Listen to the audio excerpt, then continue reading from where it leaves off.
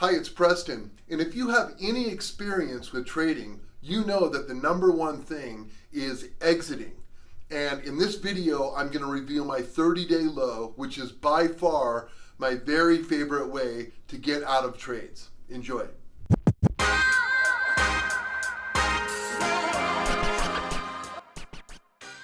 Given the stickler I am for certain rules, one of them is that if I'm watching a stock go on an uptrend, I'm watching to see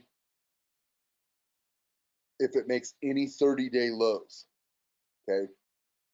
And some of you are crystal clear on this, but we've had a lot of people swerve in.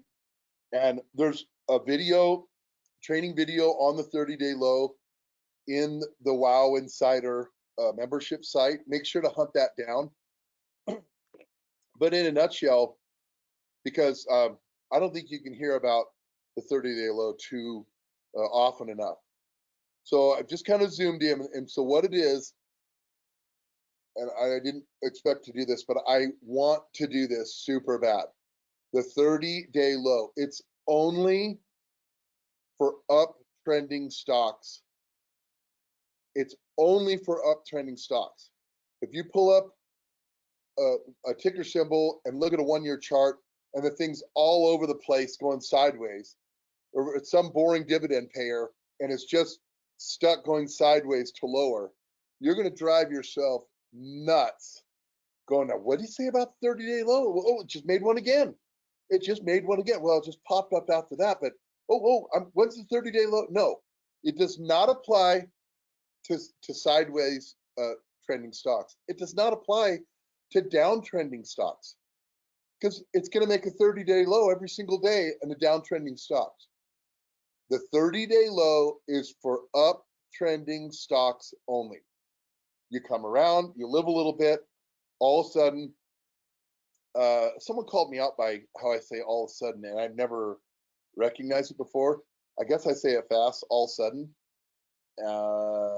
And now since it's pointed out, it's like I have a complex about it, but I could say all of the sudden something grand happened. And so anyway, we'll go right back to STC, but this company, BL, this black line, is being reacted to earnings and new guidance today. A really, really awesome surprise factor.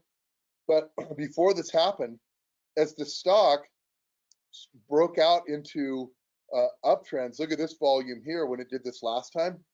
So it's uptrending. So was the 30-day low is only for uptrending stocks. Now that I've said that 3 times, I'm just going to say it again. The 30-day low, okay, is only for uptrending stocks. And here's what it's going to do. It's going to keep you with that stock for far longer than you thought possible. And it's going to get you out of an uptrending stock before more danger hits that stock. So it's going to, in a drastic way, keep you with winners far longer than what you would maybe think. Because the bottom line, at the end of the day, the most dangerous thing to your trading success is what you happen to be thinking. Because we want to think that our thinking matters when it doesn't. And the other thing is our thinking, maybe it should get clouded more, but there's all kinds of moods we humans go through. You know, we're emotional. We'll just make a snap decision because we're not feeling good one day. And so the idea is to remove yourself as much as possible. So the 30-day low will keep you with winners in a big way, and it will get you out as danger and dark clouds come, because sometimes the most innocent looking thing to have is a little down to a little pullback, but it's the down, a lot of times an innocent looking pullback can be the beginning of some big storms, big disaster. for a stock. Okay. Now that you know it only deals with stocks and uptrends, the 30-day low is very, very simple. It's basically as a stock. Okay, so uptrending stock, we have one. Okay, stocks inevitably are going to pull back. Okay, and as the stock is trading here, it got there because it started trading higher. It broke out at one point, and then there's pullbacks.